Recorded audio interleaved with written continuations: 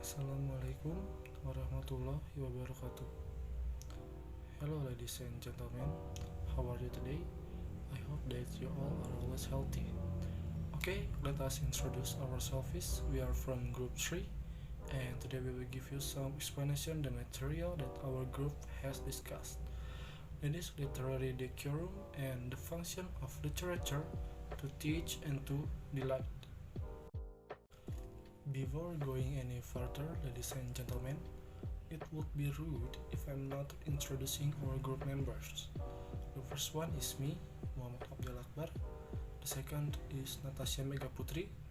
The third is Nazlah Khadijah Salim.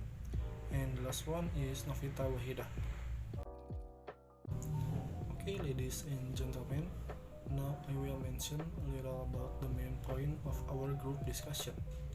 The first is describe the concept of poetic lessons, which will be explained by me.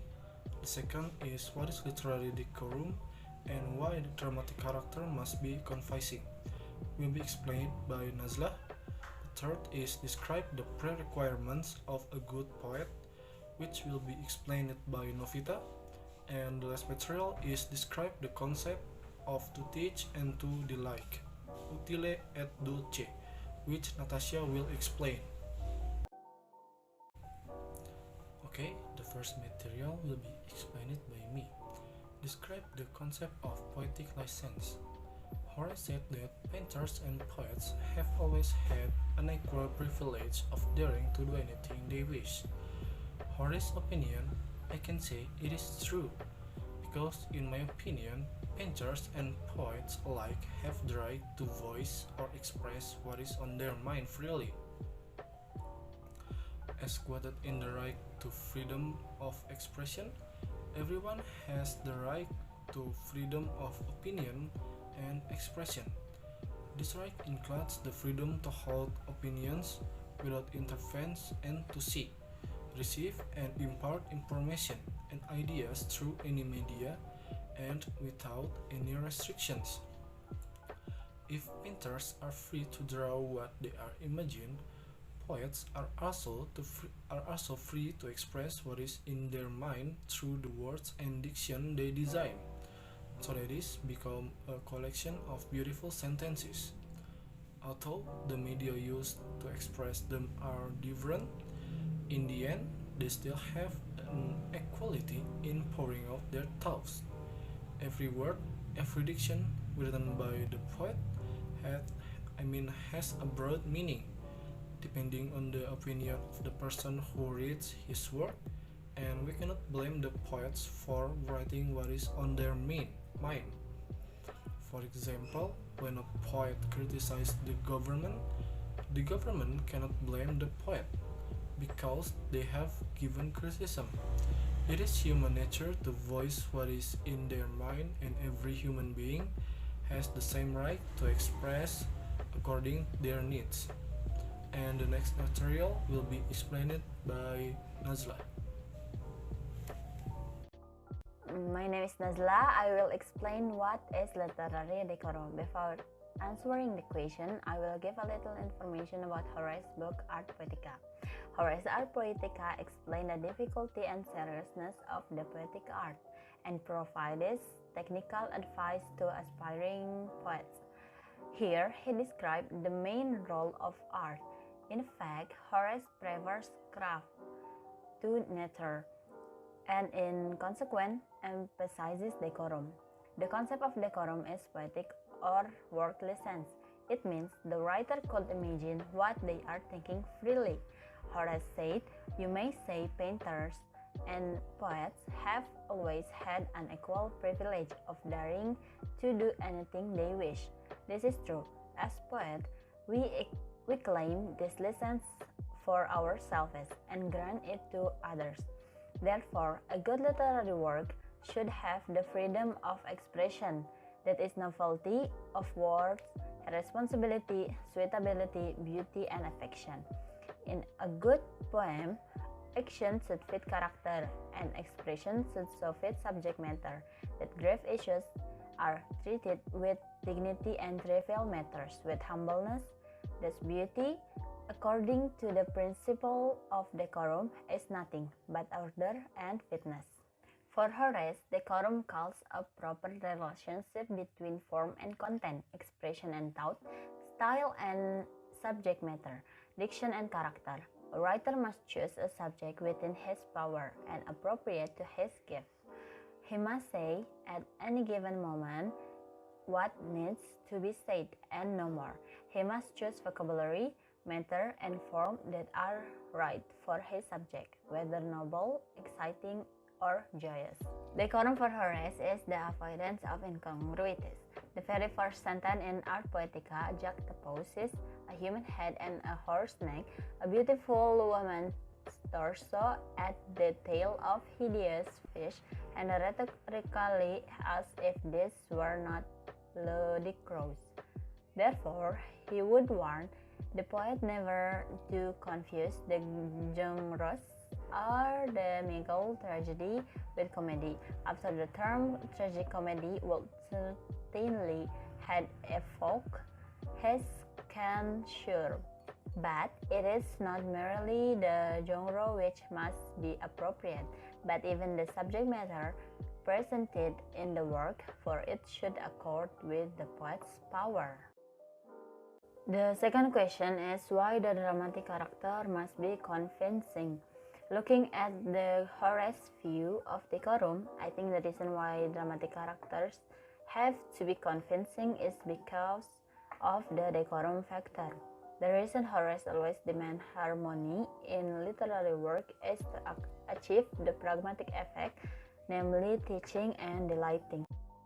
Assalamualaikum warahmatullahi wabarakatuh. My name is Novita Wahidah. Here I will describe the pre-requirements of a good poet. For the first is knowledge. Many words that have left in use will be reborn, and many now in high will die.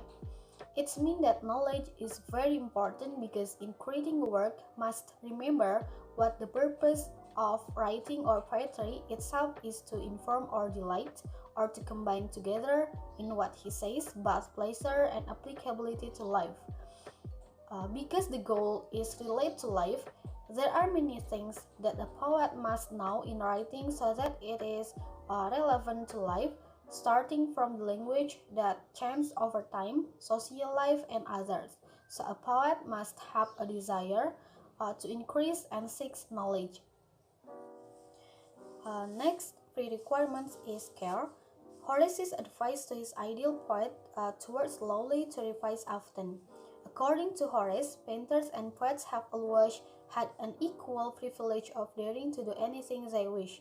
And that is true, as poets claim this license for self and grant it to others, but that is do not carry it so far as to allow that savage animals should be united with tame, serpents with birds, lambs with tigers. Other than that, we have to be care in writing because in instructing.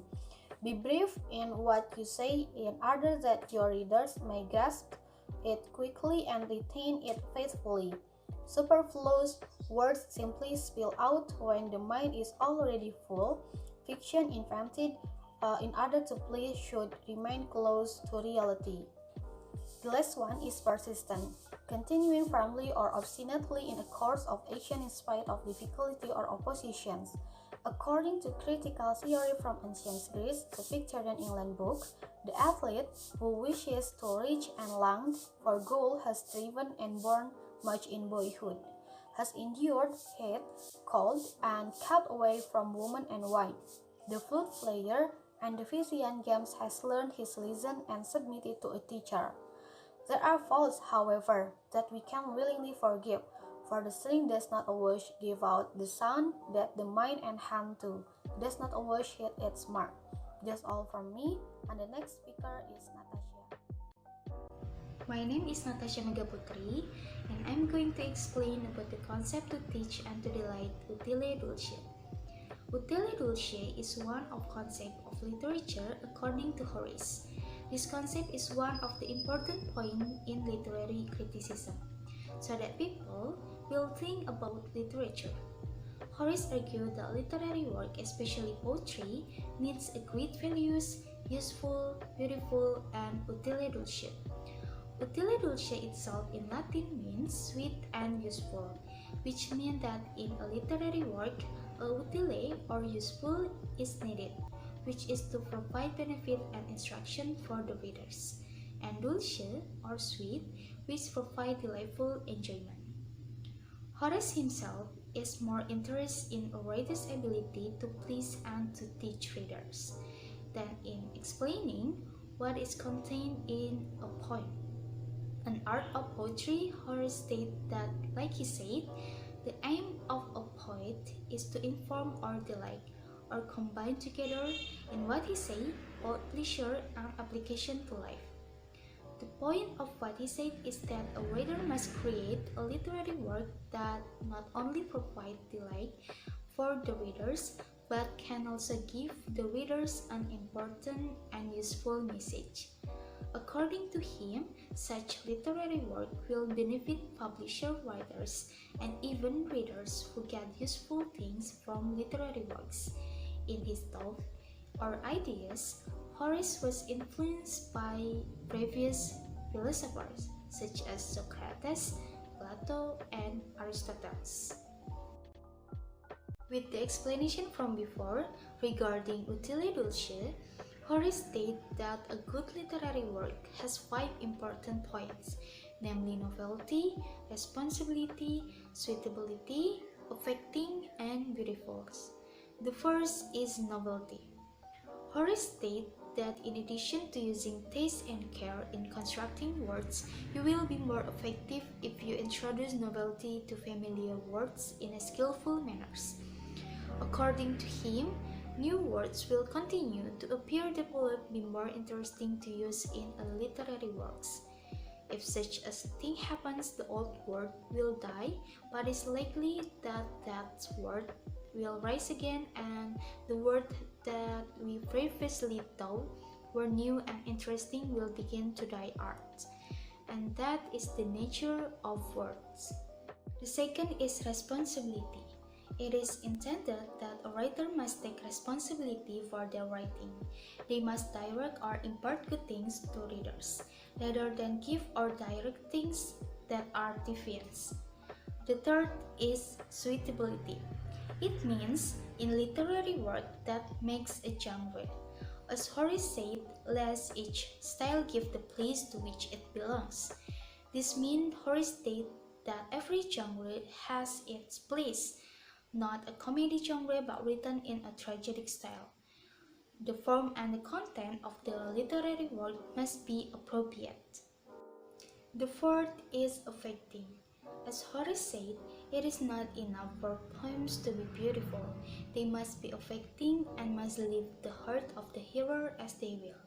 This means that the work must make the reader feel the same way as the content in a poem. Reader must feel sympathy and understand and conditions that occur in the literary works. Therefore, writers should not only pay attention to the beauty of their literary works, but the writers must also be able to carefully monitor the readers or listener so they understand and feel what is happening in the literary works. The last one is beautiful. To provide a feeling of delightful, not only pay attention to how a literary work affects the readers, but also a literary work must show the beauty of the literary work through the language words and the message contained in the literary word. Okay, ladies and gentlemen, the explanation from Natasya ended our group discussion. I beg your pardon if there are many mistakes in the presentations of our group. The error comes from ourselves and the truth belongs only to Allah Subhanahu wa Ta'ala. I appreciate the attention that given to us. Wassalamualaikum warahmatullahi wabarakatuh.